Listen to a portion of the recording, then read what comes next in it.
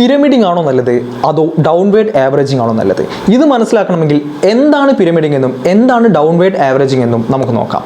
പിരമിഡിംഗ് എന്ന് പറഞ്ഞു കഴിഞ്ഞാൽ നമ്മൾ ഒരു സ്റ്റോക്ക് ഒരു 100 രൂപയ്ക്ക് എൻട്രി എടുത്തു എന്ന് വിചാരിക്കട്ടെ. അതിനുശേഷം ആ സ്റ്റോക്ക് എപ്പോഴൊക്കെ മുകളിലേക്ക് പോകുന്നുവോ അപ്പോഴൊക്കെ നമ്മൾ എന്ത് ചെയ്യുകയാണ്, കൂടിയ പ്രൈസുകൾക്ക് അതിനെ ആവറേജ് ചെയ്യുകയാണ്. ആദ്യം നമ്മളൊരു 50% ക്യാപിറ്റൽ എൻട്രി ചെയ്യുന്നു. അത് പിന്നെ മുകളിലേക്ക് പോകുന്ന സമയത്ത് നമ്മളൊരു 35%, പിന്നെ ഒരു 15%, അങ്ങനെ നമ്മൾ 100% എത്രയാണോ ഇൻവെസ്റ്റ് ചെയ്യാൻ ഉദ്ദേശിച്ച വാല്യൂ, 20,000 വിചാരിച്ചിട്ടുണ്ടെങ്കിൽ ആദ്യം 10,000 ചെയ്യുക, ബാക്കി പിന്നെ മുകളിലേക്ക് പോകുമ്പോൾ ചെയ്യുക. ഇതാണ് ആവറേജിങ്. ഇങ്ങനെ ആവറേജിങ് ചെയ്യുമ്പോൾ ഉണ്ടാകുന്ന ഒരു ഡീമെറിറ്റ് എന്താണെന്ന് വെച്ച് കഴിഞ്ഞാൽ, നമ്മൾ 100 രൂപയ്ക്ക് വാങ്ങിയത് പിന്നെ മുകളിലേക്ക് നമ്മൾ ആവറേജ് ചെയ്യുമ്പോൾ നമ്മുടെ ബൈയിങ് പ്രൈസ് ചിലപ്പോൾ 101 102 ഏത് ലെവലിലാണ് നമ്മൾ ആവറേജ് ചെയ്യുന്നത് ആ ലെവലിലേക്ക് നമ്മുടെ ആവറേജ് പ്രൈസ് പോകും. ഇനി എന്താണ് ഡൗൺവേർഡ് ആവറേജിംഗ് എന്ന് നോക്കാം. ആദ്യം നമ്മളൊരു 50% എൻട്രി ചെയ്തു. വീണ്ടും ആ സ്റ്റോക്ക് താഴേക്ക് പോകുമ്പോൾ ചിലപ്പോൾ നമ്മളൊരു 35%, 15%, അങ്ങനെ നമ്മളൊരു ഡൗൺവേർഡ് ആവറേജിംഗ് നടത്തി. ഇതിൽ ഏതാണ് നല്ലത് എന്ന് ചോദിച്ചു കഴിഞ്ഞാൽ അതിനുള്ള ഉത്തരം രണ്ടും നല്ലതാണ് സാഹചര്യങ്ങൾക്കനുസരിച്ച്. അപ്പോൾ ഏതാണ് ആ സാഹചര്യം? അതിനെപ്പറ്റി നമുക്ക് ഡിസ്കസ് ചെയ്യാം.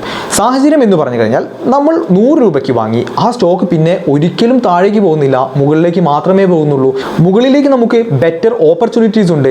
100 രൂപയ്ക്ക് വാങ്ങിയത് 110 ക്രോസ് ചെയ്യുകയാണെങ്കിൽ അത് വീണ്ടും മുകളിലേക്ക് പോകാൻ ചാൻസ് ഉണ്ടെന്ന് നമുക്കറിയാം. അങ്ങനെ വരുന്നൊരു അവസരത്തിൽ നമുക്ക് അതിനെ മുകളിലേക്ക് ആവറേജ് ചെയ്ത് കൊണ്ടുപോകാൻ പറ്റുന്നതാണ്. കാരണം എന്താണെന്ന് വെച്ച് കഴിഞ്ഞാൽ നമുക്കതിനെ പിന്നെ താഴെ വന്ന് ഒരിക്കലും വാങ്ങാൻ പറ്റില്ല.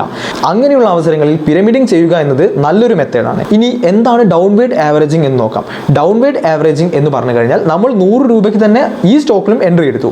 ഈ സ്റ്റോക്ക് അതിനുശേഷം കുറേ അധികം താഴേക്ക് പോയി. താഴെയുള്ള പല പ്രൈസുകളിൽ നമുക്ക് വാങ്ങാനും അതിനനുസരിച്ച് നമ്മുടെ ബൈയിങ് പ്രൈസ് ചിലപ്പോൾ 100 രൂപയിൽ നിന്ന് താഴേക്ക് വരാനും അതിനനുസരിച്ച് നമ്മുടെ പ്രോഫിറ്റബിലിറ്റി കൂടാനും സാധിക്കും.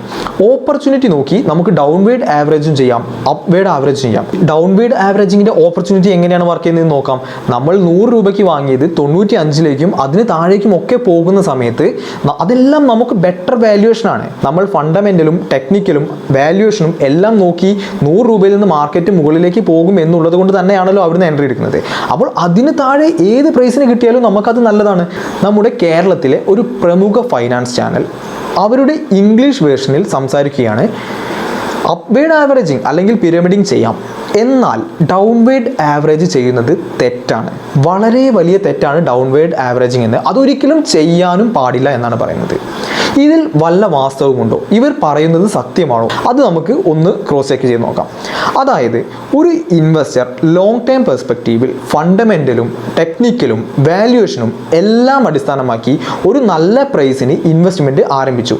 അതിനുശേഷം അദ്ദേഹത്തിന് കിട്ടാവുന്നതിൽ വെച്ച് അല്ലെങ്കിൽ ഒരു ഇൻവെസ്റ്റർക്ക് കിട്ടാവുന്നതിൽ വെച്ചിട്ടുള്ള ഏറ്റവും നല്ല ഓപ്പർച്യൂണിറ്റിയാണ് ആ സ്റ്റോക്കിന്റെ ഏറ്റവും താഴെ പോയിട്ട് അതിനെ പർച്ചേസ് ചെയ്യാൻ മറ്റൊരു അവസരം കൂടെ കിട്ടുക എന്നത്. അപ്പോൾ ആ അവസരം അദ്ദേഹം ഉപയോഗിക്കുന്നത് തെറ്റാണെന്നാണ് നമ്മുടെ പ്രമുഖ യൂട്യൂബ് ചാനൽ പറയുന്നത്.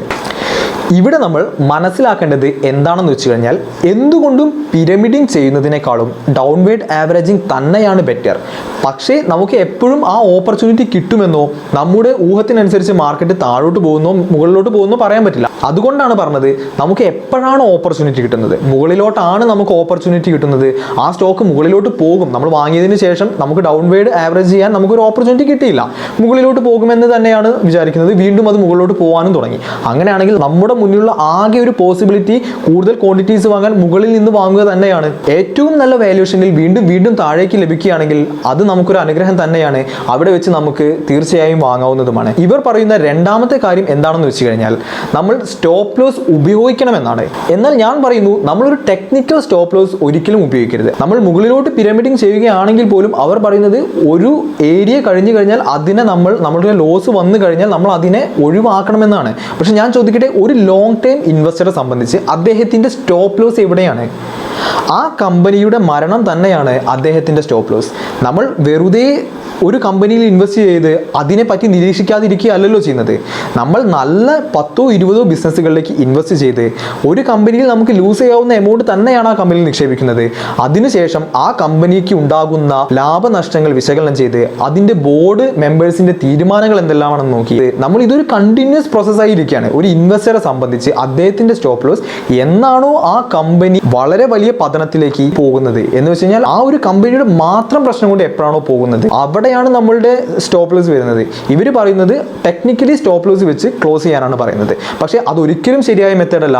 ഒരു ഡൈവേഴ്സിഫൈഡ് ആയ പോർട്ട്ഫോളിയോ നിർമ്മിക്കുക, നല്ല നല്ല കമ്പനികൾ കണ്ടെത്തുക, അതിൽ ബെറ്റർ വാല്യൂഷനിൽ എപ്പോൾ കിട്ടുമ്പോഴും നമ്മൾ ആവറേജ് ചെയ്യുക. അത് മുകളിലേക്കാണെങ്കിലും ആവറേജ് ചെയ്യുക, താഴേക്കാണെങ്കിലും ആവറേജ് ചെയ്യുക.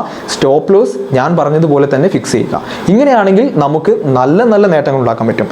ഇവർ പറയുന്ന കാര്യം എന്താണെന്ന് വെച്ച് കഴിഞ്ഞാൽ നമ്മൾ താഴോട്ട് പോകുമ്പോൾ ഒരു ലൂസിങ് ട്രേഡിനെയാണ് ആവറേജ് ചെയ്യുന്നത്. അതെങ്ങനെയാണ് ലൂസിങ് ട്രേഡ് ആകുന്നത്? നല്ല കമ്പനി ആണെങ്കിൽ അത് ലൂസിങ് ട്രേഡ് അല്ല, നമുക്ക് കിട്ടുന്ന ഏറ്റവും വലിയ ഓപ്പർച്യൂണിറ്റിയാണത്. അത് മനസ്സിലാക്കാതെ ഇതുപോലെ നമ്മളുടെ ഈ വ്യൂവേഴ്സിനോട് ഇങ്ങനെ പറഞ്ഞു കൊടുത്താൽ അവരത് തെറ്റായ രീതിയിൽ തന്നെയാണ് വ്യാഖ്യാനിക്കുക. അത് മാത്രമല്ല ഒരിക്കലും പറയാൻ പാടില്ലാത്തൊരു കാര്യമായ ഡൗൺവേർഡ് ആവറേജിങ് തെറ്റാണ് എന്ന് തന്നെ അവർ പ്രസ്താവിച്ചിരിക്കുന്നു. ഇതുകൊണ്ട് കൂടിയാണ് ഈ വീഡിയോ ചെയ്തിരിക്കുന്നത്. മാർക്കറ്റിലെ മിത്തുകളെ പറ്റി സംസാരിക്കുന്ന മൂന്നാമത്തെ വീഡിയോ ആണിത്. അതായത് ആ ഒരു സീരീസിൽ നമുക്ക് മിത്തുകൾ വന്നുകൊണ്ടേയിരിക്കുകയാണ്. മാർക്കറ്റിലാണെങ്കിൽ ഇഷ്ടംപോലെ മിത്തുകളുണ്ട്. ഇവരാണെങ്കിൽ ഇങ്ങനെയുള്ള കാര്യങ്ങളെ വളച്ചൊടിച്ച് മറ്റൊരു തരത്തിലാക്കിയിട്ട് വ്യൂവേഴ്സിനെ കൂട്ടാനുള്ള ശ്രമങ്ങളും നടത്തുന്നു. ഉദാഹരണമായി നമ്മളൊരു റോഡിലൂടെ നടന്നു പോവുകയാണെന്നിരിക്കട്ടെ. എല്ലാവരും നടക്കുന്നത് പോലെ നമ്മൾ നടക്കുകയാണെങ്കിൽ നമ്മളെ ആരും ശ്രദ്ധിക്കാനുണ്ടാകില്ല. എന്നാൽ നമ്മൾ അതിന് പുറമെ കുറച്ച് സർക്കസ് കൂടെ കളിച്ച് നടക്കുകയാണെങ്കിൽ എല്ലാവരുടെയും ശ്രദ്ധ നമ്മളിലേക്ക് എത്തും. ഇതുപോലെ തന്നെ അവർക്ക് കൂടുതൽ വ്യൂവേഴ്സിനെ കിട്ടാൻ വേണ്ടിയിട്ടുള്ള ചീപ്പ് പബ്ലിസിറ്റിക്ക് വേണ്ടിയിട്ടാണ് ഇവർ ഈ തരത്തിൽ ചെയ്യുന്നത്. അല്ലാതെ ഒരിക്കലും ഡൗൺവേർഡ് ആവറേജിങ് തെറ്റാണ് എന്ന് പറയാൻ പറ്റില്ല. ഡൗൺവേർഡ് ആവറേജിങ് ചെയ്യാൻ പറ്റിയാൽ ഡൗൺവേർഡ് ആവറേജിങ് തന്നെ ചെയ്യുക. ഒരു ടെക്നിക്കൽ സ്റ്റോപ്പ് ലോസിന് പിന്നാലെ പോകാതിരിക്കുക. ആ കമ്പനിയെ പറ്റി മുഴുവനായും വ്യക്തമായും പഠിക്കുക. ആ ഒരു പ്രോസസ്സ് കണ്ടിന്യൂ ചെയ്തുകൊണ്ടേ ഇരിക്കുക. കാരണം അത് നമ്മളുടെ കമ്പനിയാണ്. ആസ് എൻ ഇൻവെസ്റ്റർ നമ്മൾ ആ കമ്പനിയിലെ ഒരു പാർട്ട്ണറാണ്. നമ്മളുടെ കമ്പനി നമ്മൾ എങ്ങനെയാണോ മെയിൻറ്റെയിൻ ചെയ്യുന്നത് അതുപോലെ തന്നെ ആ കമ്പനിയുടെ പ്രവർത്തനങ്ങളെ വിലയിരുത്തുക. അത് പ്രകാരം എവിടെയാണോ സ്റ്റോപ്പ് ലോസ് വെക്കേണ്ടത്, ആ കമ്പനി നഷ്ടത്തിലേക്കോ നാശത്തിലേക്കോ പോകുമ്പോൾ അവിടെ നമ്മൾ സ്റ്റോപ്പ് ലോസ് വെക്കുക. മുകളിലേക്കാണ് ആ കമ്പനിയെ ആവറേജ് ചെയ്യാൻ സാധിക്കുന്നത്, ആ കമ്പനി അടിപൊളി ഗ്രോത്ത് ആണ് കാഴ്ചവെക്കുന്നത്, ഇനിയും ഒരുപാട് ദൂരം അതിന് പോകാനുണ്ട്, അങ്ങനെയാണെന്നുണ്ടെങ്കിൽ നമ്മൾ പിരമിഡിങ് തന്നെ ചെയ്യുക. പിരമിഡിങ്ങും ശരിയാണ്, ആവറേജിങ്ങും ശരിയാണ്. അത് ഓപ്പർച്യൂണിറ്റി അനുസരിച്ച് താഴോട്ട് ഓപ്പർച്യൂണിറ്റി കിട്ടിയാൽ താഴോട്ട് ചെയ്യുക, മുകളിലോട്ട് കിട്ടിയാൽ മുകളിലോട്ട് ചെയ്യുക. ഇവർ പറഞ്ഞതിൻ്റെ അടിസ്ഥാനത്തിലുള്ള ഒരു കാര്യം കൂടെ ഞാൻ പറഞ്ഞോട്ടെ. ഇവർ പറയുന്നത് ഒരു സ്റ്റോക്കിനെ നമ്മൾ പർച്ചേസ് ചെയ്തതിന് ശേഷം ആ സ്റ്റോക്കിൻ്റെ ടെക്നിക്കലി അത് താഴോട്ടേക്ക് പോവുകയാണെങ്കിൽ അവിടെ വെച്ച് നമുക്ക് അതിനെ സ്റ്റോപ്പ് ലോസ് ചെയ്ത് കട്ട് ചെയ്യാവുന്നതാണ്. പക്ഷെ ഞാൻ പറയുന്നത് ഒരു സ്റ്റോക്കിനെ സംബന്ധിച്ച് അതിൻ്റെ 10% 20% ഒക്കെ വളരെ നോർമലായിട്ട് കറക്ഷൻ സംഭവിക്കാവുന്നതാണ്. അപ്പോൾ നമ്മൾ ടെക്നിക്കലി ഒരു സ്റ്റോപ്പ് ലോസ് വെച്ച് ഇതിനെ കട്ട് ചെയ്യാൻ നിന്ന് കഴിഞ്ഞാൽ സ്റ്റോപ്പ് ലോസ് അടിക്കാൻ മാത്രമേ സമയം കാണൂ. അതുകൊണ്ട് നമ്മൾ വളരെ ഇൻ്റലിജൻ്റ് ആയിട്ട് ഇൻവെസ്റ്റ് ചെയ്യുക, വളരെ ഇൻ്റലിജൻ്റ് ആയിട്ട് വർക്ക് ചെയ്യുക.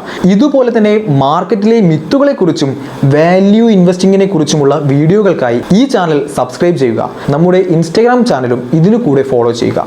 ഒരുമിച്ച് ഇൻവെസ്റ്റ് ചെയ്യാം, ഒരുമിച്ച് വളരാം.